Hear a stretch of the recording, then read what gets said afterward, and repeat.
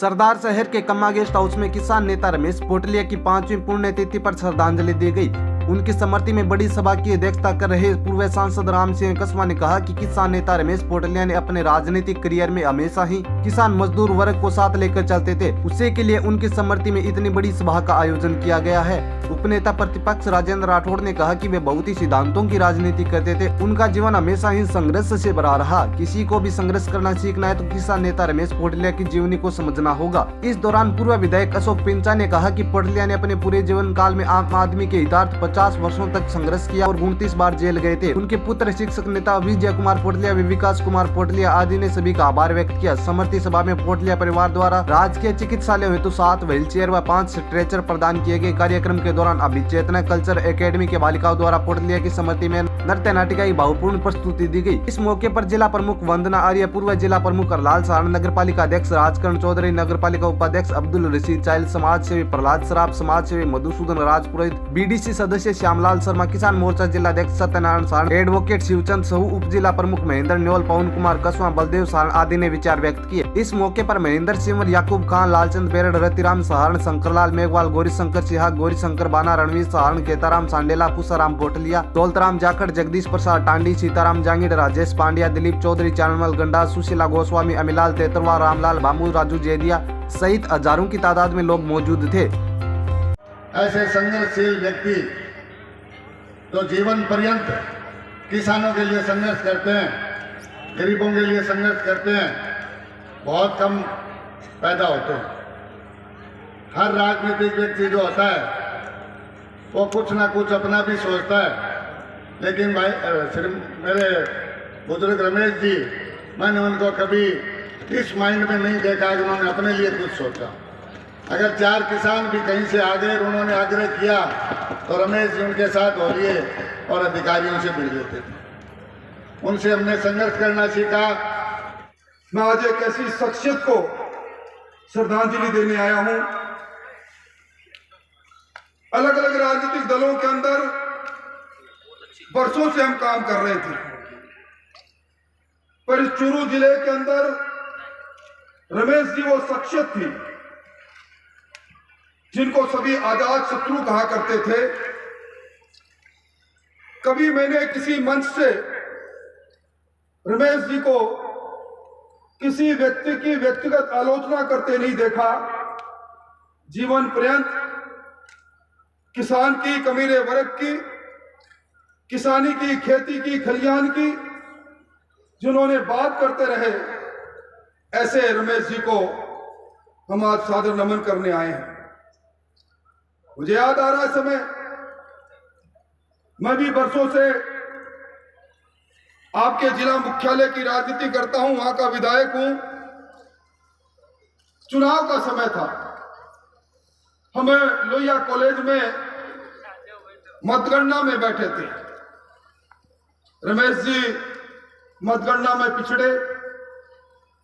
मैंने सवाल किया, मैंने कहा कॉमरेड कौन सा चुनाव है? तो उस वक्त शायद उनका 7वां या 8वां चुनाव था। तो उन्होंने कहा ये मेरा 8वां चुनाव है। तो मैंने कहा कामयाबी नहीं मिली। उन्होंने कहा राठौड़ तेरे को किसने कहा मुझे कामयाबी नहीं मिली?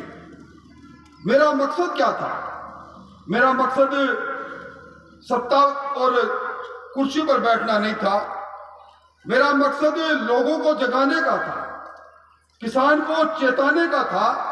देख, इतने दिनों के अंदर मैं इतने गांवों में गया और आज तू देख रहा है मेरी मत की पेटी से इन 34,000-35,000 लोगों ने कहा तो कॉमरेड रमेश जो बात कह रहा है वो बात सत्यता के लिए।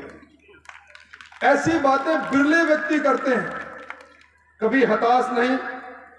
और मैं तो कहता हूं कि अभी हरलाल जी ने बात की कि बातरा और भीतरा दो ही रह गए। निश्चित तौर पर कोई आदमी अजर अमर नहीं है। समय का काल चक्र हम सबको अपने आगोश में लेगा, पर कुछ लोग अपने कर्म से, अपने काम से, अपने चरित्र से वो काम कर जाते हैं कि जमाना उन्हें याद करता है।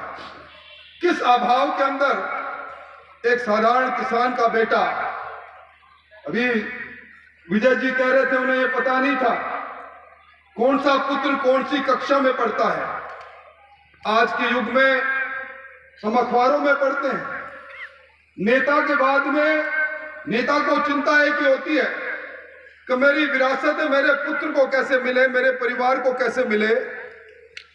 पर एक रमेश जी थे, कोई चिंता नहीं, किसी की बात नहीं, सिर्फ एक ही बात, मेरा मिशन पूरा होना चाहिए। इस कमीने वर्ग की आवाज बनकर हम वो सारी बातें कहें। एक बात हमेशा कहा करते थे, वो कहते थे इस संसार में जो व्यक्ति उत्पाद पैदा करता है, सुई बनाता है, कार बनाता है, कोई चीज भी बनाए, उद्योगपति तय करता है कि मैं इतने मूल्य में मेरी चीज को बेचूंगा। जिसको लेना वो ले, जिसको नहीं लेना वो मत ले। पर ये किसान है, किसान फसल धरती का सीना चीर कर पैदा करता है, मंडी में लेकर जाता है, 1 2 3 करके उसकी फसल नीलाम होती है उसकी इच्छा के खिलाफ। यह किसान का दर्द है।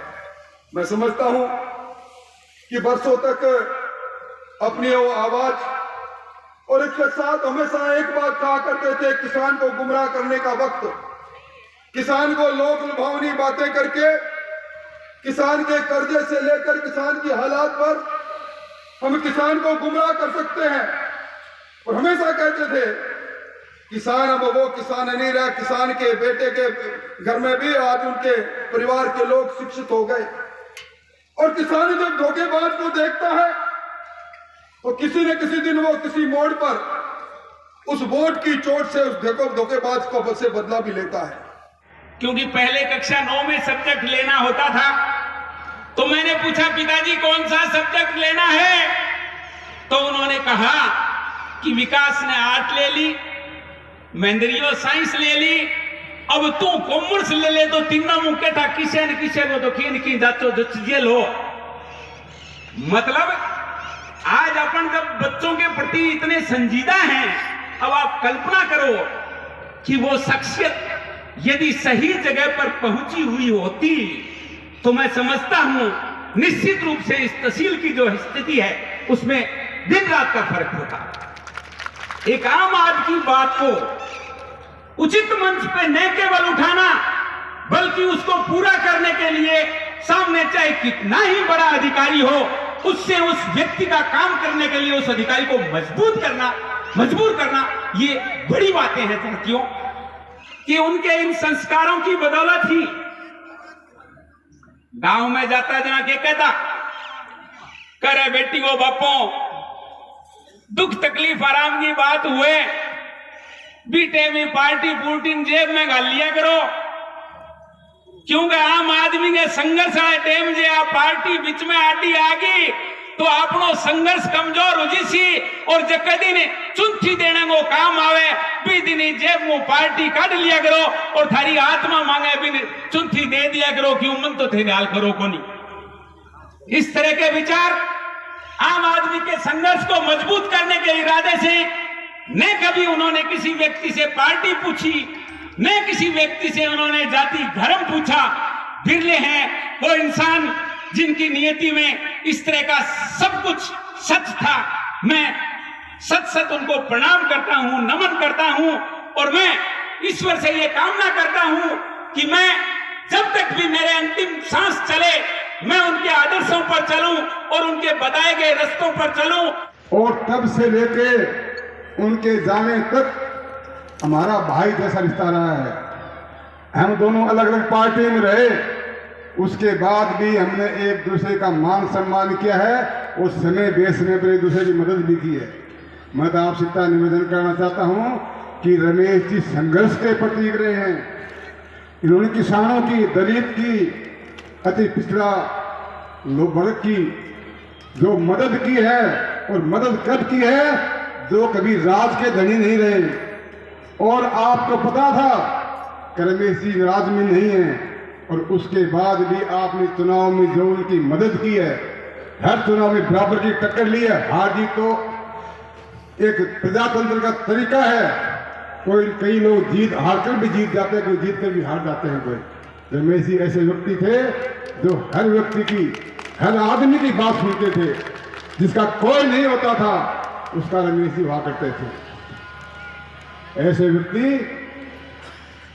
बिरले ही मिलते हैं। के प्रति लोगों के मन में जो आदर और सम्मान के भाव थे, उसी का ये परिणाम है कि ये श्रद्धांजलि सभा 11 बजे शुरू हुई थी और अब मतलब लगभग 3.5 घंटे तक इतने अपार जन समुदाय के साथ, मतलब जिस अनुशासित तरीके से लोगों ने अपने प्रिय नेता को आज याद किया है, ये इस बात को इंगित करता है कि रमेश पोटलिया ने जिस वर्ग के लिए संघर्ष किया, समाज के कमेरे वर्ग के लिए उन्होंने अपना पूरा जीवन खपा दिया और समाज के पीड़ित, शोषित और दमित वर्ग के लिए उन्होंने संघर्ष करते हुए 29 बार जेल की यातनाएं सही, लेकिन उसके उपरांत भी उनके मन में कभी इस बात का कोई भय नहीं रहा कि मैं जिस वर्ग के लिए लड़ रहा हूं उस वर्ग को विजय दिलाने के लिए अंतिम सांस तक उन्होंने संघर्ष किया।